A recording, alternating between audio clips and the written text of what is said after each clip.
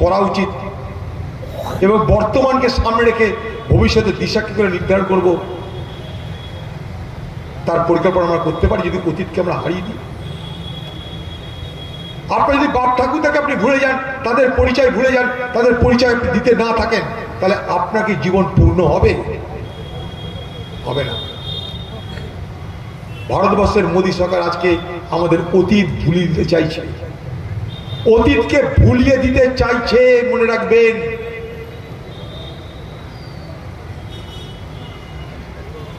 আগামী দিনের ইতিহাস বই থেকে মোগল সাম্রাজ্যের পাটটা উঠিয়ে দিচ্ছে। বলছে মোগল সাম্রাজ্য বলে কিছু ছিল না, কোনো না কোনো সময় সব হিন্দু রাজারা ছিল, মোগল সাম্রাজ্য বলে কিছু ছিল না।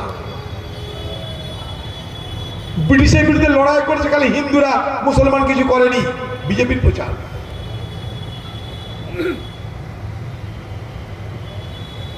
অথচ ভারতবর্ষের পূর্ণ স্বরাজ দিতে হবে এই দাবিটা প্রথম করেছিল কে জানেন? মৌলানা হযরত মোহানি।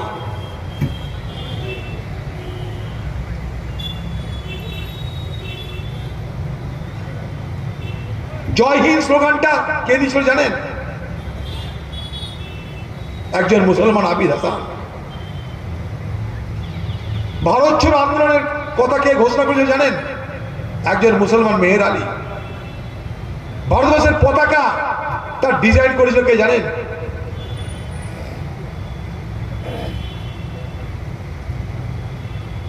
একজন মুসলমান মহিলা, আর পিগলানি বলে একজন হিন্দু।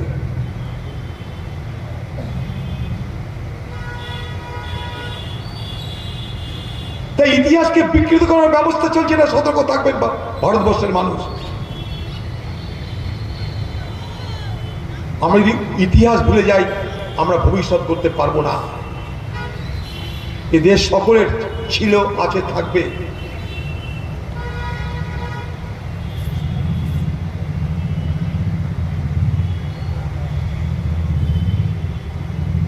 গত পার্লামেন্টে আমি একটা কথা বলেছিলাম, শেষ বাজেট, শেষ যেটা ডিবেট হয়েছে সেই ডিবেটে,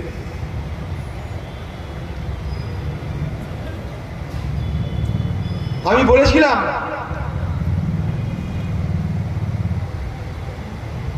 যে আপনারা দুবেলার গান্ধী পরিবারকে গালাগালি দিচ্ছেন।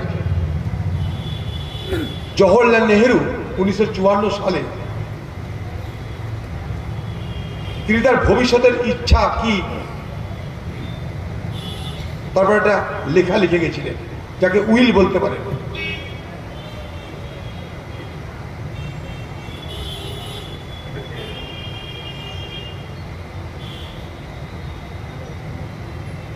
একটু আগে বলছিলেন আপনাদেরকে ভারতবর্ষের পতাকা নির্মাণে দুজন ব্যক্তি, পিগলানি আর সুরাইয়া তাইয়ুব।